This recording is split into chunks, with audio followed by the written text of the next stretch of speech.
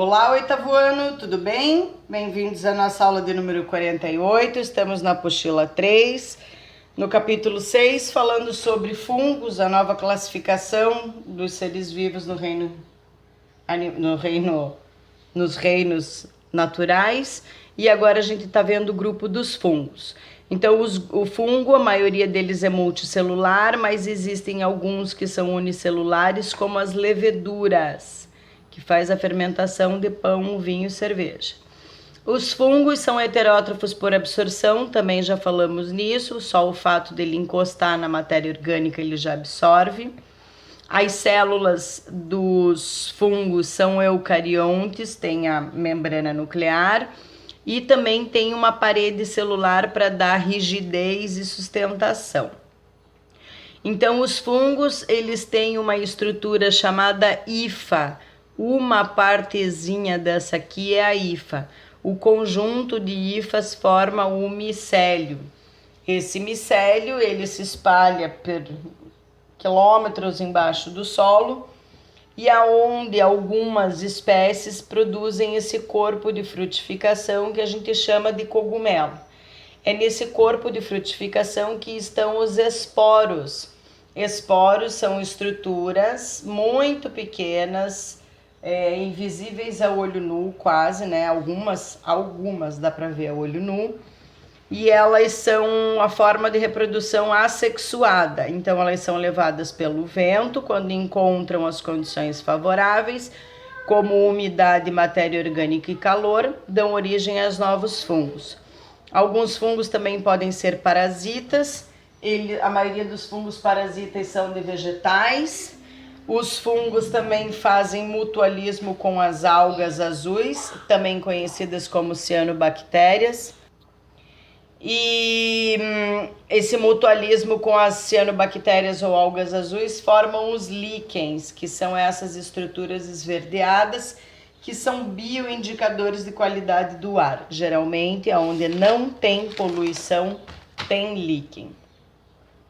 Também tem uma forma dos fungos fazerem, que é as micorrizas, que é a associação de fungos e bactérias na raiz das plantas. Quando você arranca a planta, ela tem a raiz e de repente ela tem uma bolinha assim. Essa bolinha é a micorriza, tá? Todos os seres que comem matéria orgânica em decomposição são chamados de saprófitas. Neste caso aqui, eles são sapróbios, porque eles comem a matéria orgânica em decomposição. A apostila não traz para vocês a descoberta do milênio, que Alexander Fleming, em 1928, em plena Primeira Guerra Mundial, descobriu o fungo verde chamado Penicillium, na época Penicillium notatum, hoje em dia Penicillium chrysogenum, que ele matou, ele comeu a bactéria Staphylococcus aureus, e aqui surgiu a penicilina, o maior, melhor e natural antibiótico do planeta Terra, tá? Aqui tem uma prática para vocês fazerem, se vocês quiserem fazer a observação dos fungos crescendo, não precisa de tudo isso, basta você deixar exposto aqui na praia, principalmente por causa da maresia, tem excesso de umidade. Alta temperatura, então é só você deixar ou uma laranja ou uma fatia de pão ou observar um canto de parede, geralmente de banheiro, você vai observar e pode daí fazer as suas conclusões.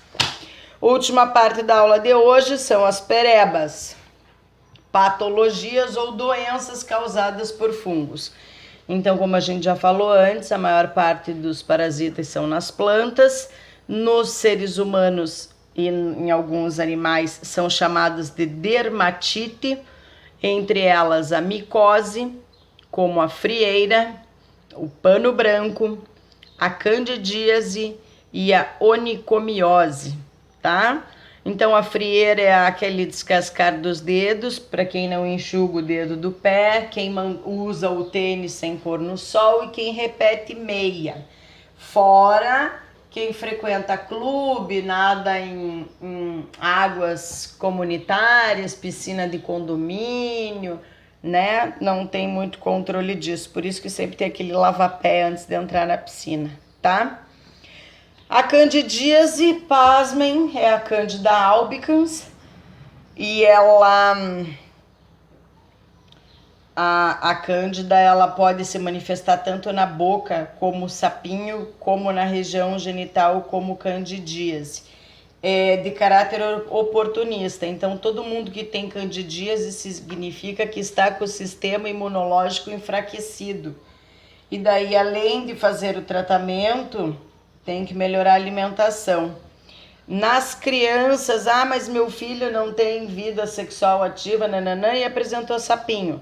Porque a mãe lambe a colher antes de dar para o filho, porque põe o garfo na boca do filho e depois põe na própria boca, porque só o fato de assoprar a comida, assoprar a vela do bolo, dá uma chupada do teu pirulito que depois eu deixo você chupar o meu, deixa eu experimentar o teu sorvete para ver que sabor que é, divide chiclete mascado, acha chupeta na creche no chão e bota a chupeta na boca, tá?